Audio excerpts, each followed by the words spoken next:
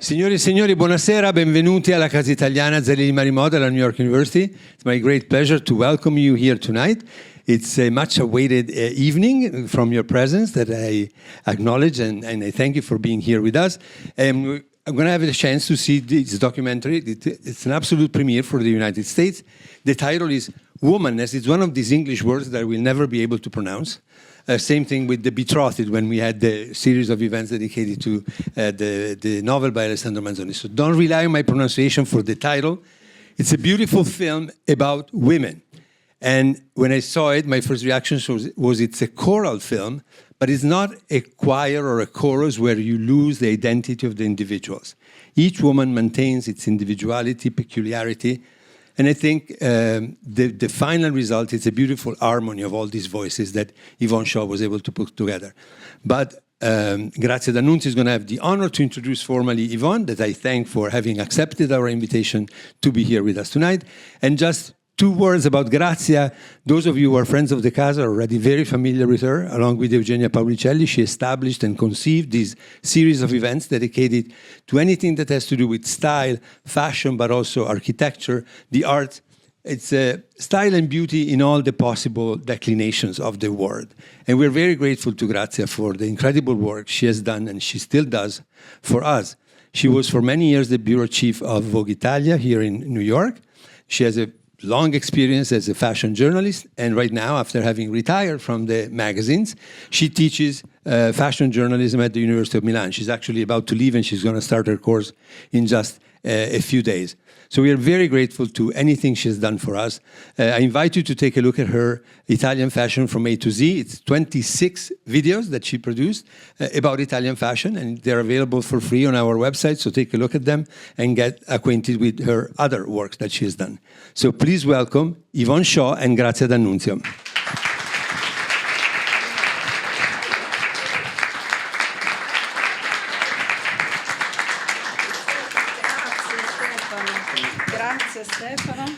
Okay, come here. A big applause to Yvonne. Yvonne Sciò. They're all friends. I know. Your friends, my friends. So for, the few people who don't know who Yvonne is, if you want to take a seat, please take a seat, and then you're going to come back on stage after the screening. So I'm really proud and honored to have her here tonight. And Yvonne is a former model and very well known for her, career as an actress and a movie director. She first became famous in Italy thanks to a spot of the main phone company, SIP, our Verizon, and also for her appearance in a cult TV show, Non è la Rai. This is not Rai, and Rai is our state TV. She has been introduced to the silver screen in a romantic comedy directed by Carlo Verdone, Stasera a casa di Alice, which is translated in English is Tonight at Alice. And she did other movies internationally known, among them The Pink Panther. She was raised bilingual because her mother is American. And Yvonne also worked in many important productions for the American television, like The Nanny, Boy Meets the World, and the Canadian La Femme Nikita. In the past 10 years, Yvonne opted to be behind the camera and became a very successful director, focusing on her work on talents and some remarkable women. And here comes, for instance, Roxanne Lowe with Magic Moment, a documentary that was released in 2000 on the late Roxanne Lowe, a wonderful, wonderful friend, a wonderful fashion photographer who documented backstage and front stage the crazy, wonderful fashion world of the 80s, the 90s, and the 2000s. So a big applause to our Roxanne Lowe. And actually, I really would like eventually to screen the documentary here in the future, because it's a very remarkable piece of fashion history. And then Yvonne also directed 7 Women. And 7 Women is a portrait of interesting artistic and fashionable figures like Alba Clemente, who was here with us, a couple of years ago, Rosita Missoni, the founder of the fashion brand, and among the others, also the Iranian artist Shirin Reshat. And today, just about a week before the International Women's Day, we are delighted to screen here Womeness, the last documentary written and directed by Yvonne. And it was produced in 2025 by Magic Moment Films and Luce Cinecittà. It's about 5 incredible women of today, Italian, Iranian, Japanese, true symbols of struggles, achievement, and social change. Enjoy it, and I see you later. And a big applause to Yvonne. Okay, we're gonna give you also the possibility of asking Yvonne some question. But let me, first of all, congratulate her for this wonderful, wonderful gallery of women of with different humanities, with different strength, with different voices. And I don't know if you are familiar with them. First of all, Dacia Maraini is a wonderful Italian writer. She was a long-time friend, a companion of Alberto Moravia. She was a very, very dear friend of Pierpaolo Pasolini, among the others. And she's also very well translated in English. And she comes here, also at Casa Italiana, but she comes very often in this country to give lecture at various universities. She's amazing. And she's an amazing woman. She's amazing. And then we have the wonderful political activist and politician, Emma Bonino, who fought a lot for divorce and abortion in Italy. The exiled Iran composer, Sussan Deyhim, and a wonderful, wonderful verbo-visual artist who adopted a male name, Tomaso Binga, which is the wonderful woman with this very bright blue eyes. And last but not least, the amazing Setsuko, the wife, an artist herself, and the wife of the painter Balthus. So, how did you choose these women? In reality, I had done 2 other documentaries, and the first one, just to explain a bit, was Roxane Loet, New York, amazing photographer, and I did it for friendship. I really didn't know what I was doing, but I did it because I wanted to tell her story. I have to explain, I'm sorry, I'll be short, I'll be quick. And the second one was 7 stories about 7 different women, but they were all very American, New York, incredible women that inspired me, from Fran Drescher to Rosita Missoni, Rula Gebral, a complete mix of different amazing women. And everybody in Italy would come up to me and say, oh, it's great, oh, it's great. They're also American. And I'm like, what do you mean? So I wanted to tell, I was like, yeah, but they're extraordinary women that have done extraordinary things. Oh, they're so American. I'm like, okay. So I started to think, who really inspired me throughout my childhood? Who really inspired me? And Emma Bonino, who I would run into Trastevere when I would do grocery shopping, buying salad. A few times I saw Emma Bonino. And when I was very young, when I was 14, I would ride my bicycle in front of the Parlamento, and I would see Pannella and Emma Bonino walking. And I really thought, she's always inspired me. So I called her up, I sent her an email, and I was convinced she was going to say no. And she said yes? No, well, luckily, yes, obviously. But she went to see my previous work, the works that I had done, Roxane Loet Magic Moments and 7 Women, and she said, you're talented, yes. So I was so amazed she said yes, because I was like, that's incredible. And Dacia Maraini, in reality, I was so convinced, because she kind of scared me, because she's very tough, but she's very serious, and because she's incredible. She's the biggest Italian writer, un genio. And so I was convinced she was going to say no. Instead, she did the same thing. They didn't judge me for who they see me on television or wherever, on whatever. They judged me for my work. And in Italy, as a woman, that's a very, very rare thing because they judge you. You're like in a cage. So, I mean, don't you think a little bit? Yeah, absolutely. Okay. Then Tomaso Binga, who I adore, that her name is Bianca Menna. Bianca, she created un paradox, and she created this name, Tomaso, to make with fun. one M, not See, two no, with M's. one M, with one M. And I was fascinated, and I call her, you see, I get really attached. I'm like jealous of my films. And I called Bianca, and Bianca, non c'è un telefonino. She doesn't have a telephone, telefonino. She only has a landline. So I call her, and I was like, Bianca, it's like, who are you? What film? What thing? And so I go there, I ring the doorbell, and I go and see her. She is the nicest, the most interesting, and she's 92, but she's like a child. Yes. C'ha una cosa di, even her art, it's so, mazza, mi sta venendo la sete. It's so childish. It's so fresh. It's so light. It's so amazing. Drink. Sorry. Then, as they were all feminist, I had to choose a woman that wasn't a feminist and who hates feminism because Setsuko, who I adore, had said something years and years and years ago, and I only live in my head. I mean, my stories or my films, that when I explain what I want to do, they look at me, they think I'm nuts, they never understand what I'm talking about. She had said something. I went to see, Balthus had just died, and I went to this amazing place in the middle of nowhere in Switzerland, and I walked in, I was with Mark Forrester, a director, incredible director. We walk in, and there was the sweater of Balthus on the chair. And it was like if he had just gone to the bathroom or drank a little whiskey or something or smoked a cigarette. And everything had remained like that. And I was like, oh my God. I was like, and she said, no.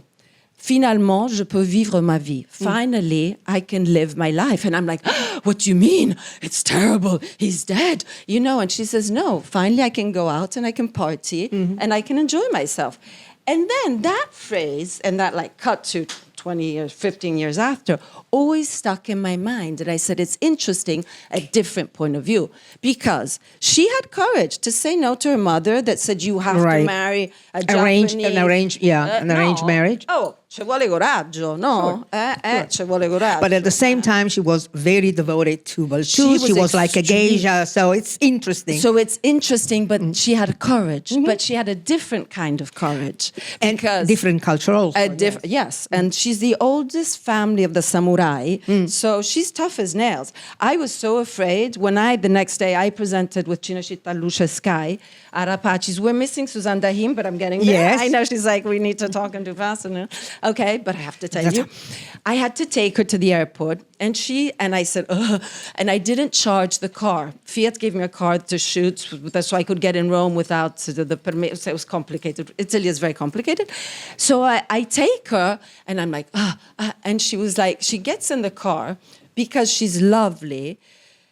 But you know, she's like, did she like the film? Did she not like the film? And she says, you didn't tell me it was a film on feminism. And I'm like, well, it's the past. And she's like, you did the right thing. I would have never done it. Thank you for not telling me. Okay, let's get to the airport. I'm like, okay. So I'm like, okay. Then Sussan Deyhim is this. I have a chain that I always wear. No, aspetta, I need to find it somewhere here. Okay, that Richard gave to me years and years and years ago. One of my closest friends was Richard Horowitz, and he always inspired me. And the movie is dedicated to him. Dedicated because he is, Sussan is his muse, and he is, how they're yin and yang. And so I wanted him to be in the movie. So I went to see him, but he really wasn't doing well. So I really want his music because his music transports you. It really gets into, so I wanted her so he could be there. Okay. So there. And she has, and I love, okay, am I talking too much? No, not at all. Okay. But I wanted her because also I've always been fascinated by la cinematografia iraniana, Iranian cinematography, da Kiarostami, how they take the pictures and everything. So, and Persepoli, and all her life, and she's an extraordinary singer, and I love the work that Shirin Nashat is doing, and also today, and not only today, it's like she's talking about the 70s, and today we're exactly in the same position. I found quite interesting the fil rouge that connects all the dots and all your documentary. They're all about women and all about femininity and feminism. So why did you decide to go in this direction? Well, yes, that's what I was trying to say before. I didn't really decide. It's kind of life decided for me. I know it sounds weird, but all my experiences, I didn't go to university. So all the people that I encountered, they gave me something. Mm-hmm. And it's kind of il mio motto. I like to sit on a table that somebody brings something. You don't have to bring money, but you have to bring me some life experience. You have to teach me something. I want to know more. So I would love to come and study here, tra parentesi, poi te lo chiedo. Okay. We're going to that's have Yvonne as an alumni of NYU. Sì, anche. So I really wanted to tell stories about women who inspired me, because I would always see my mother in Italy when I was younger, and I would hear phrases like, oh, she's an American, she's artist, she's crazy.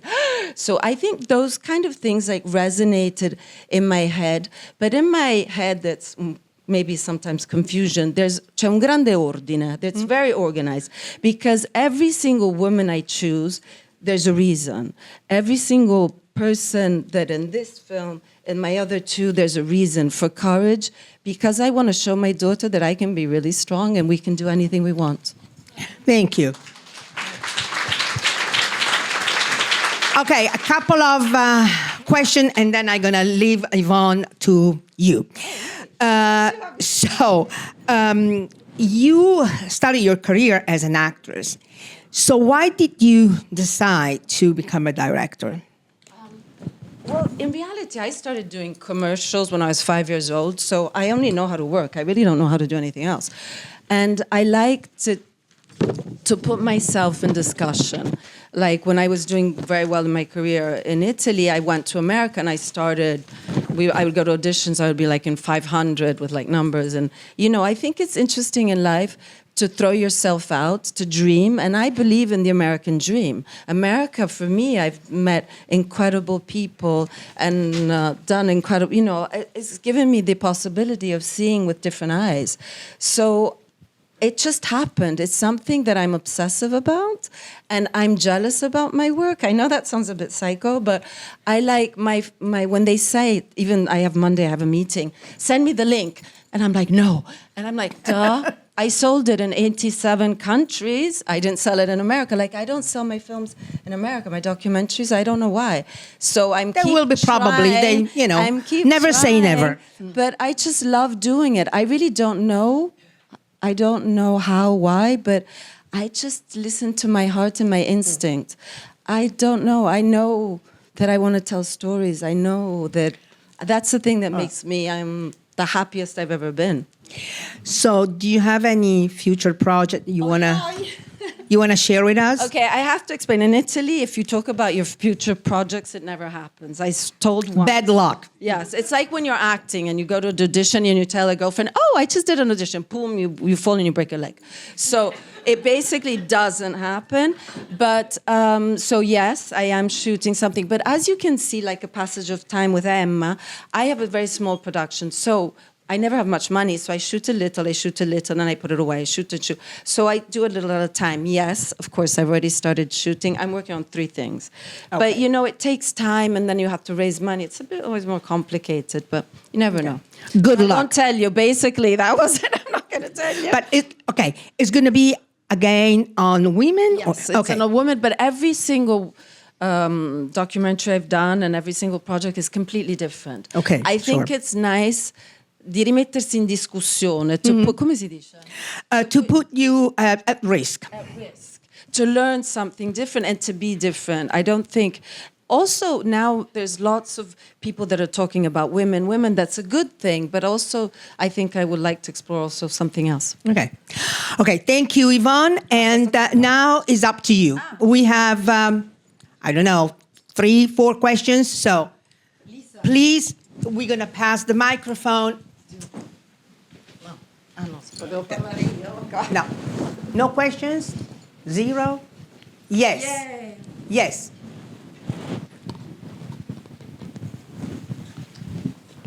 Thank you for tonight. It was really it was great to see your documentary. And my question for you, Yvonne, what are some things that you were able to learn over your not only filming this documentary, but all the documentaries that you have done so far? What are some things that before you got to learn as you did all of these projects? I learned continuously. First of all, to sign release forms.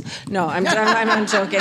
I learn, and it's a process. I learn every single day. Not to have somebody steal your ideas, not to send people your ideas, and then you go, yeah. So I learn every single moment of my life. I've learned something, and I'm sure I have to continue to learn a lot.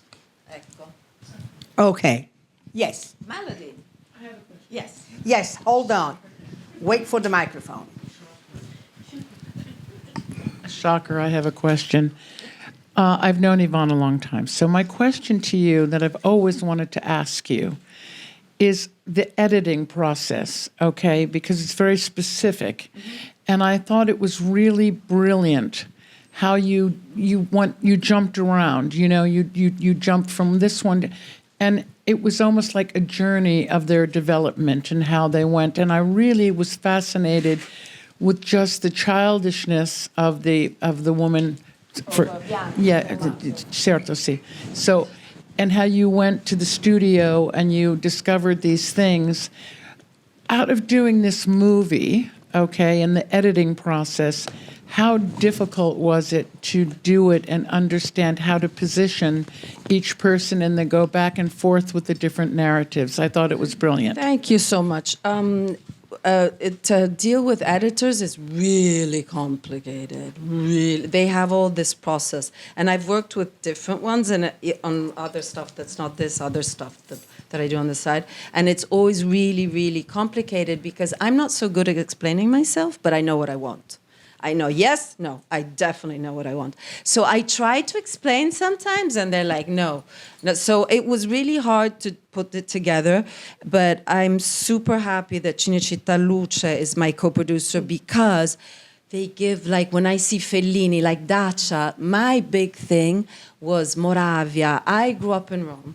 So I remember when I was a kid that I was at Piazza del Popolo and Fellini, he passed in front of me, and I went after him. So for me, all that meraviglioso, the most beautiful moment in Italy, for intellectually, artistically, the intellectuals, but Pasolini, Moravia, cioè Fellini, they would all have dinner, they would discuss.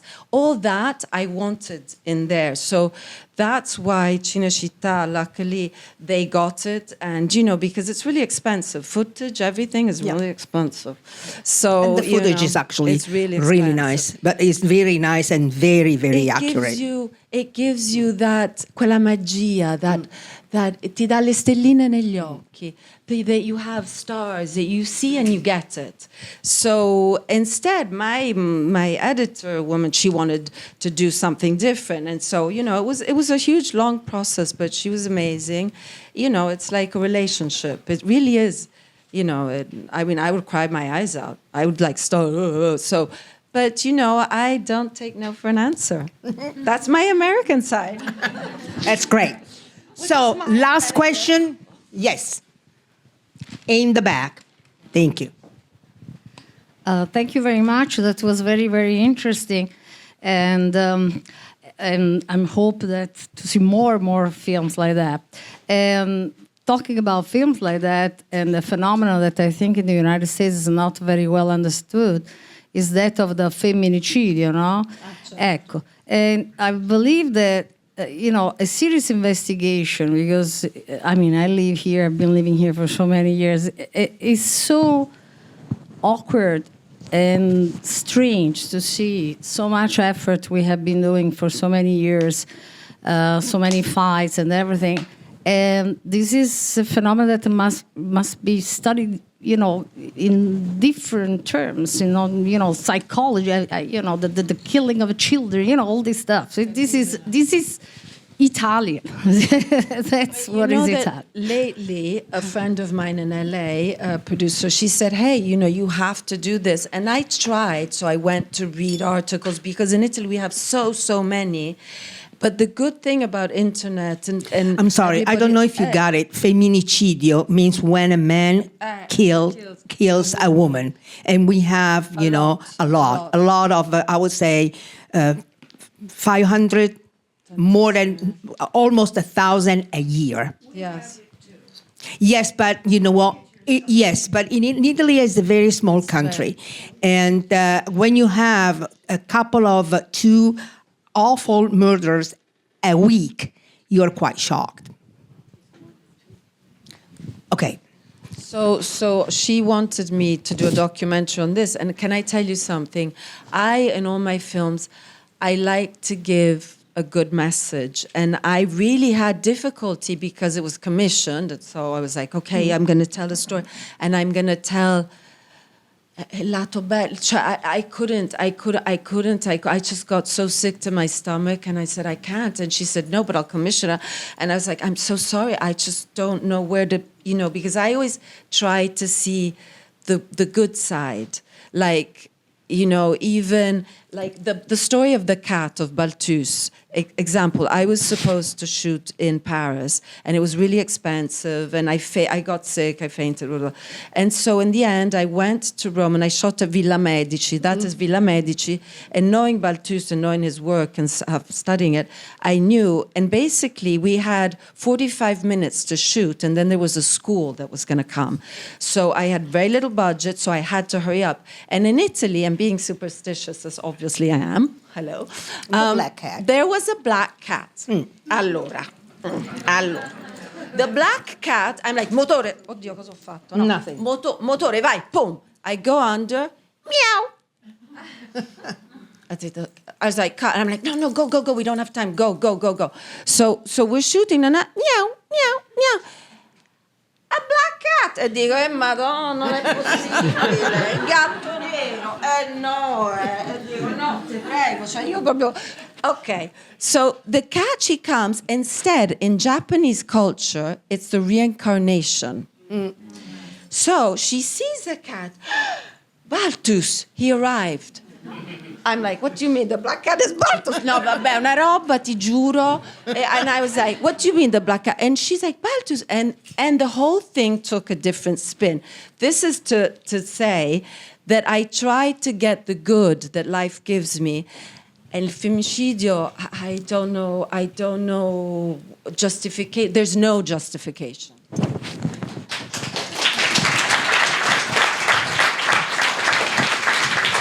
Okay, now, last question, Professor Albertini. Stefano. Yvonne, thank you so much for having given us this gift of your film. Thank you for having me. For me, it's my dream. I've seen it already. This is the third time, and every time it gives me different emotions. But there is an unsung characters in this film that is the city of Rome. Certo. And it's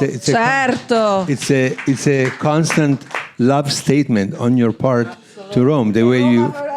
So I was wondering whether, if say Scaramanti, you're not going to answer the question. But think about doing something about Rome, because your love for your city and the way in which you look at it is very, very special. So you should. Because I have American eyes. Because I was born in America, so I see Rome, I see Italy with a foreign eyes, and so I see all the beauty when the traffic is, you're stuck in traffic, when you take the bus and it doesn't come. I say, oh, this is beautiful. Look at the Colosseo. And you're like stuck, I see beauty everywhere. But you see, that is also because I'm American. And I love Italy da morire. But I also love America da morire. I think we're so lucky to be alive, to be free, and not to be stuck in a cage. Bianca Menma, la donna nella gabbia. Bianca Menma is the woman in the cage, and that's what I never wanted to be. Thank you again to Yvonne Sciò, and grazie D'Annunzio. Thank you, Yvonne. Bravissima. Yvonne Sciò. No, stay. A big applause to her.